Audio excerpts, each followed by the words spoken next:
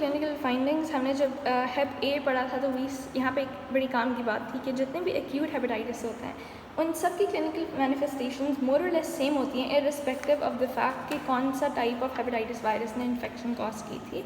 और ए में तो क्रॉनिसिटी थी नहीं, तो बाय कंपैरिजन हम इधर जब आते हैं तो इसकी एक्यूट इन्फेक्शन की वही मोर और less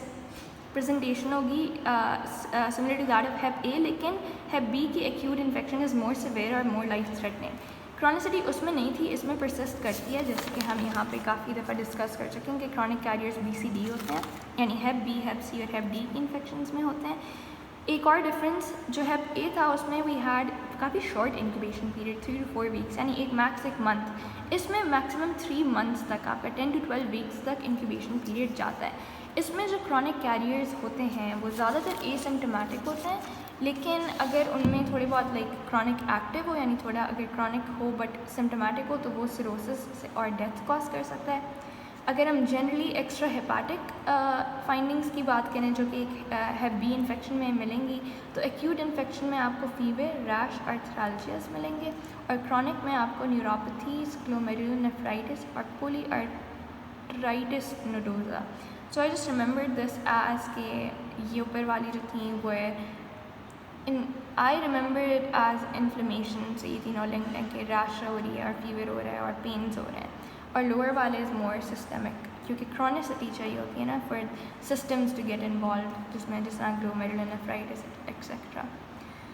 immune reconstitution is an important concept. अब अगर एक बंदे को को इन्फेक्शन हुई है HIV से और HBV से, आप पहले चाहेंगे उसके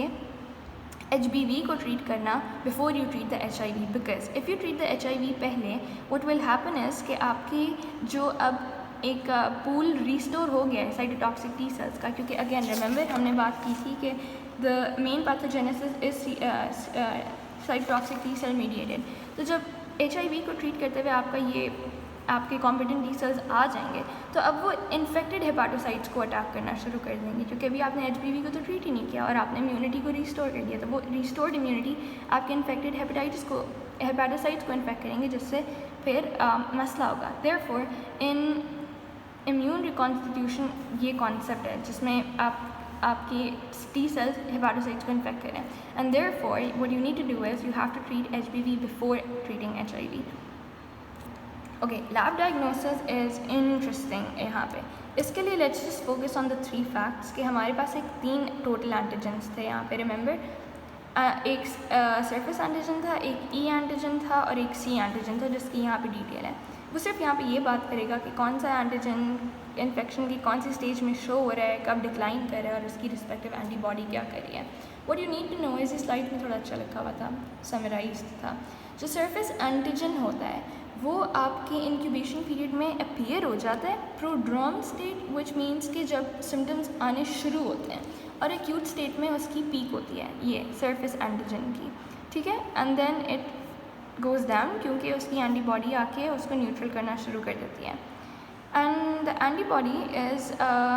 present for HBS which is the surface antigen.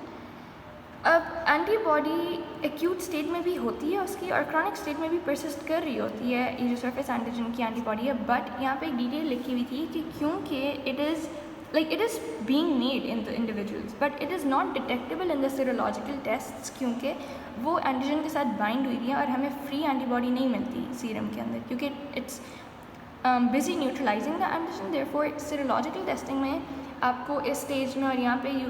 जो एंटीबॉडी है सरफेस एंटीजन की वो नहीं डिटेक्ट होती, हालांकि वो इंडिविजुअल्स बना रहे होते हैं,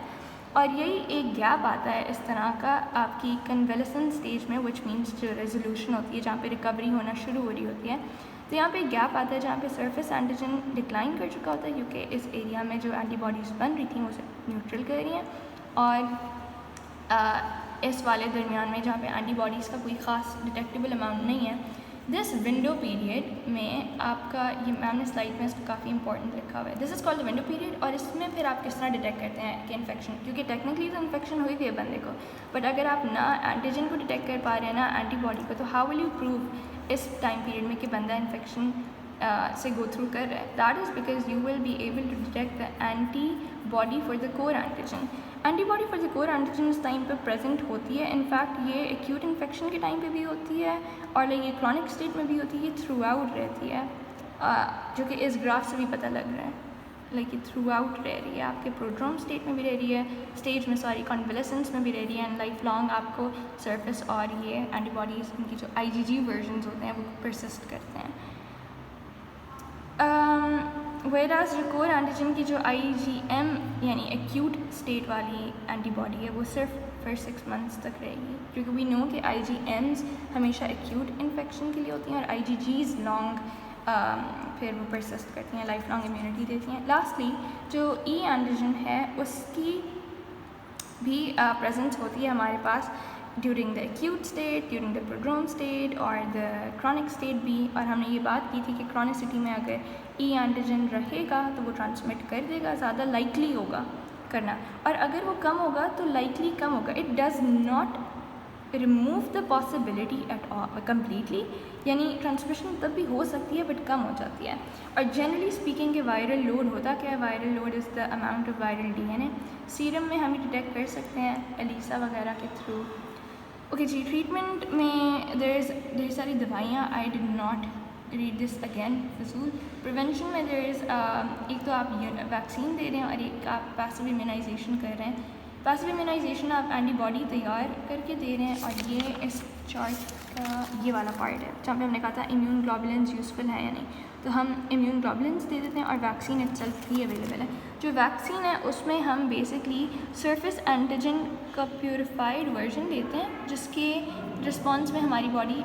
ये बनाती है, सरफेस एंटीजन की एंटीबॉडी बनाती है। एक तो ये वैक्सीन होगी जिसमें रिकॉम्बी वैक्स है, इसकी 2 डोजेज़ हैं, कोई बूस्टर नहीं लगानी। बूस्टर उन लोगों में इंडिकेटेड है जिनका ये एंटीबॉडी टाइटर गिर गया हो या जो इम्यूनो कॉम्प्रोमाइज़ हो, वही बात जिसका टाइटर कम हो जाएगा एंटीबॉडीज़ का, उन्हें हम बूस्टर देना चाहेंगे, वरना नहीं देते। और इम्यून ग्लोबुलिन डायरेक्टली भी उन लोगों में दे देते हैं जिन्हें हमें इमीडिएटली प्रोटेक्शन देनी होती है HPV से। I am working in a hospital, मुझे नीडल स्टिक इंजरी हो जाती है और मुझे पता है कि जिस बंदे को वो नीडल पहले इंजेक्ट की गई थी वो that person is HBs antigen positive, यानी उसमें HB सरफेस एंटीजन था, यानी वो हेपेटाइटिस B से इन्फेक्टेड है। तो I would want an immediate protection. I will not give my self vaccine, I will give my self immune globulins, जो कि पैसिव इम्यूनाइजेशन है। एक चीज़ होती है पैसिव एक्टिव इम्यूनाइजेशन, जिसमें आप दोनों करते हैं, आप इमीडिएटली भी देते हैं और फिर लॉन्ग टर्म कवर के लिए ये भी लगा देते हैं। ये अच्छा आइडिया होता है to give to the medical students जिनको इस तरह की इंजरी हो जाए नीडल स्टिक। एक तो इमीडिएटली आपने ट्रीट कर दिया और एक लाइफ लॉन्ग के लिए मतलब मज़ीद दे दी, और उस बेबी को देना चाहिए इस तरह से जिसकी माँ HBs एंटीजन पॉजिटिव थी। That's it.